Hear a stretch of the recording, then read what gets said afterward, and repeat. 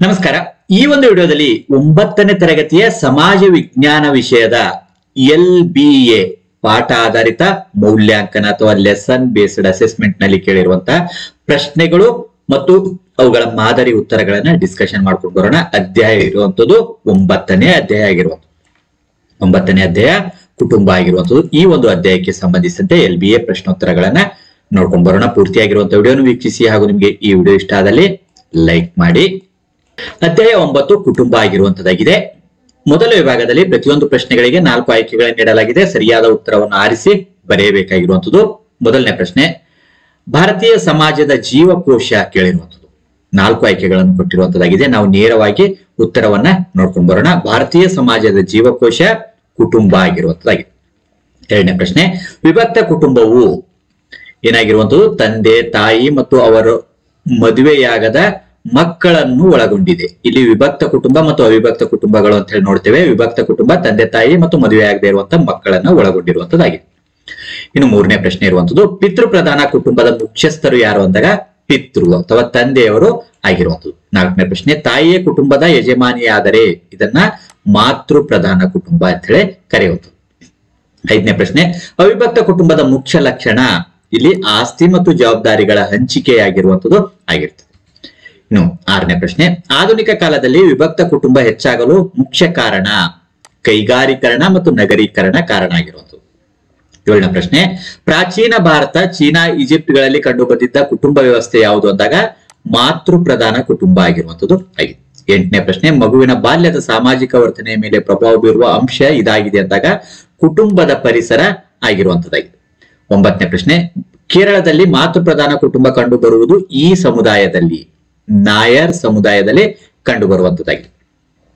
ಇನ್ನು ಹತ್ತನೇ ಪ್ರಶ್ನೆ, ಆಧುನಿಕ ವಿಭಕ್ತ ಕುಟುಂಬದ ಮುಖ್ಯ ಲಕ್ಷಣ ಕೇಳಿರುವಂತದ್ದು ಸಾಮಾಜಿಕ ನಿಯಂತ್ರಣ ಮತ್ತು ಸಡಿಲ. 11ನೇ ಪ್ರಶ್ನೆ, ತಂದೆ, ತಾಯಿ, ಅವರ ಮಕ್ಕಳು ಮತ್ತು ಅವರ ಮೊಮ್ಮಕ್ಕಳನ್ನು ಹೊಂದಿದ್ದರೆ ಅದು ಅವಿಭಕ್ತ ಕುಟುಂಬ. ಇನ್ನು 12ನೇ ಪ್ರಶ್ನೆ, ಕೈಗಾರೀಕರಣವು ಕುಟುಂಬದ ಮೇಲೆ ಬೀರಿದ ಪರಿಣಾಮ ಎಂದರೆ ವೈಯಕ್ತಿಕ ಸ್ವಾತಂತ್ರ್ಯ ಪ್ರೋತ್ಸಾಹಿಸಿ ವಿಭಕ್ತ ಕುಟುಂಬಗಳು ಹೆಚ್ಚುತ್ತಿರುವುದು. ಇನ್ನು 13ನೇ ಪ್ರಶ್ನೆ, ಕುಟುಂಬ ವ್ಯವಸ್ಥೆಯಲ್ಲಿ 3ನೇ ಪೀಳಿಗೆಗೆ ಸೇರಲ್ಪಡುವವರು ಮಕ್ಕಳು ಆಗಿರುವುದು. ಇನ್ನು 2ನೇ ವಿಭಾಗದಲ್ಲಿ ಪ್ರತಿಯೊಂದು ಪ್ರಶ್ನೆಗೂ ಒಂದು ವಾಕ್ಯದಲ್ಲಿ ಉತ್ತರಿಸಿ ಅಂತ ಕೇಳಿರುವಂತದ್ದು. 14ನೇ ಪ್ರಶ್ನೆ, ಕುಟುಂಬದ ಅರ್ಥ ಬರೆಯಿರಿ ಅಂದಾಗ ತಂದೆ, ತಾಯಿ, ಮಕ್ಕಳು, ಮೊಮ್ಮಕ್ಕಳ ನಡುವೆ ಉಂಟಾಗುವ ಸಂಬಂಧಗಳ ವ್ಯವಸ್ಥೆಯನ್ನು ಕುಟುಂಬ ಎನ್ನುತ್ತೇವೆ. ಅವಿಭಕ್ತ ಕುಟುಂಬ ಎಂದರೇನು ಅಂದಾಗ ಎರಡಕ್ಕಿಂತ ಹೆಚ್ಚು ತಲೆಮಾರಿನ ಅಂದರೆ ತಂದೆ, ತಾಯಿ, ಮಕ್ಕಳು ಮತ್ತು ಮೊಮ್ಮಕ್ಕಳಿಂದ ಕೂಡಿದ ರಕ್ತ ಸಂಬಂಧಿಗಳ ಕುಟುಂಬಕ್ಕೆ ಅವಿಭಕ್ತ ಕುಟುಂಬ ಎನ್ನುವರು. 16ನೇ ಪ್ರಶ್ನೆ, ಕುಟುಂಬದ ಭಾವನಾತ್ಮಕ ಆಧಾರಗಳು ಯಾವುವು? ಮಾತೃಪ್ರೇಮ, ಪಿತೃವಾತ್ಸಲ್ಯ, ಪತಿ ಪತ್ನಿಯರ ಅನುರಾಗ, ಮಕ್ಕಳನ್ನು ಪಡೆದು ಪಾಲನೆ ಪೋಷಣೆ ಮಾಡಬೇಕೆಂಬ ಅಭಿಲಾಷೆ ಮುಂತಾದವು.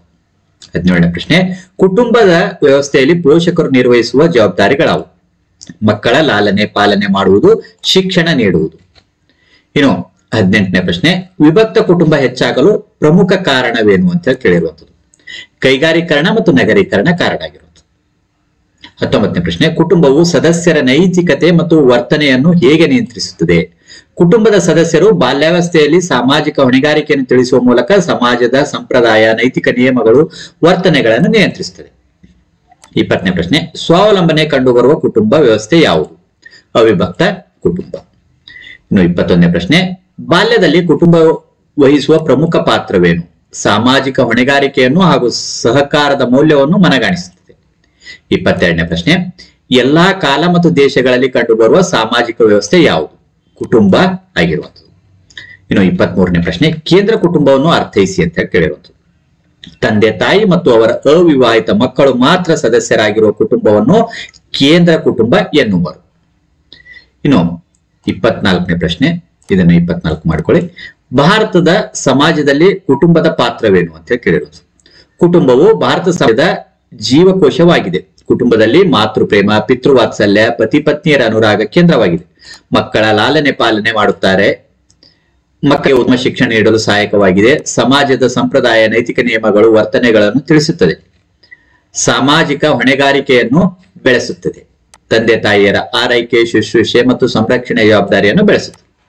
ಇನ್ನು ಮುಂದಿನ ಪ್ರಶ್ನೆ, ಕುಟುಂಬ ವ್ಯವಸ್ಥೆಯ ಪ್ರಮುಖ ಲಕ್ಷಣಗಳು ಯಾವುವು?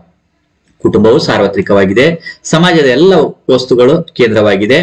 ಕುಟುಂಬಗಳಿಂದಲೇ ನೆರೆಹೊರೆ, ಗ್ರಾಮ, ನಗರ, ರಾಷ್ಟ್ರ ನಿರ್ಮಾಣಗೊಂಡಿದೆ. ಕುಟುಂಬವು ಸಾಮಾಜಿಕ ಹೊಣೆಗಾರಿಕೆಯನ್ನು ತಿಳಿಸುತ್ತದೆ. ಸಮಾಜದ ಸಂಪ್ರದಾಯ, ನೈತಿಕ ನಿಯಮಗಳು, ವರ್ತನೆಗಳನ್ನು ಕುಟುಂಬವು ನಿಯಂತ್ರಿಸುತ್ತದೆ.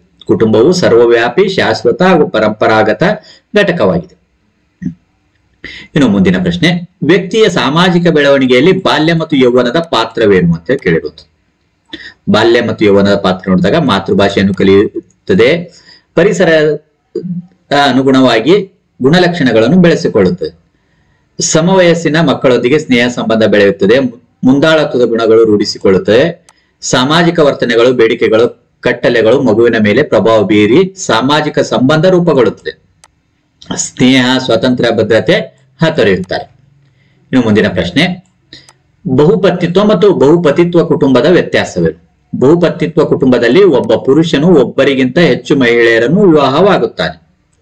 ಇನ್ನು ಬಹುಪತಿತ್ವ ಕುಟುಂಬದಲ್ಲಿ ಮಹಿಳೆಯು ಒಬ್ಬರಿಗಿಂತ ಹೆಚ್ಚು ಗಂಡಸರನ್ನು ವಿವಾಹವಾಗಿರುತ್ತಾಳೆ. ಇನ್ನು 21ನೇ ಪ್ರಶ್ನೆ, ಅವಿಭಕ್ತ ಕುಟುಂಬ ವ್ಯವಸ್ಥೆಯ ಸ್ವಯಂ ಪೂರ್ಣತೆಯನ್ನು ಹೊಂದಿದೆ, ಸಮರ್ಥಿಸಿ. ಅವಿಭಕ್ತ ಕುಟುಂಬವು ತನ್ನ ಸದಸ್ಯರ ಬದುಕನ್ನು ಸಂಪೂರ್ಣವಾಗಿ ಆವರಿಸಿಕೊಂಡಿದೆ. ಕುಟುಂಬದ ಬಹುಪಾಲು ಸದಸ್ಯರ ಅಗತ್ಯವನ್ನು ಪೂರೈಸುತ್ತದೆ. ಎಲ್ಲ ಸದಸ್ಯರು ಕೆಲಸವನ್ನು ಹಂಚಿಕೊಳ್ಳುತ್ತಾರೆ. ಎಲ್ಲ ಸದಸ್ಯರು ಶ್ರಮ, ವಯಸ್ಸು, ಲಿಂಗ ಆಧರಿಸಿ ಕಾರ್ಯವಿಭಜನೆ ಆಗುತ್ತದೆ. ಇನ್ನು ಮುಂದಿನ ಭಾಗದಲ್ಲಿ ಕೆಳಗಿನ ಪ್ರಶ್ನೆಗಳಿಗೆ 6 ವಾಕ್ಯಗಳಲ್ಲಿ ಅಂಶಗಳಲ್ಲಿ ಉತ್ತರಿಸಿ ಅಂತ ಕೇಳಿರುವಂತದ್ದು. 22ನೇ ಪ್ರಶ್ನೆ, ಅವಿಭಕ್ತ ಕುಟುಂಬದ ಲಕ್ಷಣಗಳನ್ನು ಬರೆಯಿರಿ.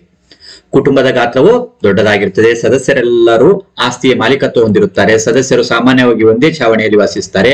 ಒಂದೇ ಅಡಿಗೆ ಮನೆಯಲ್ಲಿ ಆಹಾರ ಸಿದ್ಧಪಡಿಸಿ ಸೇವಿಸುತ್ತಾರೆ. ಒಂದೇ ಧರ್ಮವನ್ನು ನಂಬುತ್ತಾರೆ. ಸ್ವಯಂ ಪೂರ್ಣ ಘಟಕವಾಗಿದೆ. ಹಿರಿಯ ಸದಸ್ಯರು ನಿರ್ಧಾರ ತೆಗೆದುಕೊಳ್ಳುವ ಅಧಿಕಾರ ಹೊಂದಿರುತ್ತಾರೆ. ಇನ್ನು ಮುಂದಿನ ಪ್ರಶ್ನೆ, ಆಧುನಿಕ ಕಾಲದಲ್ಲಿ ವಿಭಕ್ತ ಕುಟುಂಬ ಹೆಚ್ಚಾಗಿ ಕಂಡುಬರಲು ಕಾರಣಗಳಾವು ಅಂತ ಕೇಳಿರುತ್ತದೆ. ವೈಯಕ್ತಿಕತೆ, ಸ್ವಯಂ ತೃಪ್ತಿ, ಆಸ್ತಿ ಹಕ್ಕು, ಬದಲಾದ ಸಾಮಾಜಿಕ ಮೌಲ್ಯಗಳು, ಭೌಗೋಳಿಕ ಹಾಗೂ ಸಾಮಾಜಿಕ ಸಂರಕ್ಷಣೆ, ವಿಜ್ಞಾನ ಮತ್ತು ತಂತ್ರಜ್ಞಾನದ ಅಭಿವೃದ್ಧಿ, ನಗರೀಕರಣ, ಕೈಗಾರೀಕರಣ, ಪ್ರಜಾಸತ್ತಾತ್ಮಕ ಹಾಗೂ ಸಮಾನತೆಯ ತತ್ವಗಳು. ಇನ್ನು ಮುಂದಿನ ಪ್ರಶ್ನೆ, ಆಧುನಿಕ ಕುಟುಂಬ ವ್ಯವಸ್ಥೆಯ ಪ್ರಮುಖ ಲಕ್ಷಣಗಳು ಯಾವುವು? ಆಧುನಿಕತೆ, ಸಂಕೀರ್ಣತೆ, ಚಿಕ್ಕ ಗಾತ್ರ, ಸಡಿಲ ಸಾಮಾಜಿಕ ನಿಯಂತ್ರಣ, ಸದಸ್ಯರ ಹೆಚ್ಚಿನ ಸ್ವಾತಂತ್ರ್ಯ, ಆಸ್ತಿ ಹಕ್ಕು, ಹೆಚ್ಚಿನ ಲೌಕಿಕ ಮನೋಭಾವನೆ. ಇನ್ನು 5ನೇ ವಿಭಾಗದಲ್ಲಿ ಕೆಳಗಿನ ಪ್ರಶ್ನೆಗಳಿಗೆ 8-10 ವಾಕ್ಯಗಳಲ್ಲಿ ಅಥವಾ ಅಂಶಗಳಲ್ಲಿ ಉತ್ತರಿಸಿ ಅಂತ ಕೇಳಿರುವಂತದ್ದು. 32ನೇ ಪ್ರಶ್ನೆ, ಕುಟುಂಬವನ್ನು ವಿವಿಧ ತತ್ವಗಳ ಆಧಾರದ ಮೇಲೆ ಹೇಗೆ ವರ್ಗೀಕರಿಸಲಾಗಿದೆ? ಗಾತ್ರದ ಆಧಾರದ ಮೇಲೆ ವಿಭಕ್ತ ಕುಟುಂಬ, ಅವಿಭಕ್ತ ಕುಟುಂಬ, ಅಧಿಕಾರದ ಆಧಾರದ ಮೇಲೆ ಪಿತೃಪ್ರಧಾನ ಕುಟುಂಬ, ಮಾತೃಪ್ರಧಾನ ಕುಟುಂಬ, ಇನ್ನು ವಿವಾಹದ ಆಧಾರದ ಮೇಲೆ ಏಕಪತ್ನಿತ್ವ ಕುಟುಂಬ, ಬಹುಪತ್ನಿತ್ವ ಕುಟುಂಬ, ಬಹುಪತಿತ್ವ ಕುಟುಂಬ.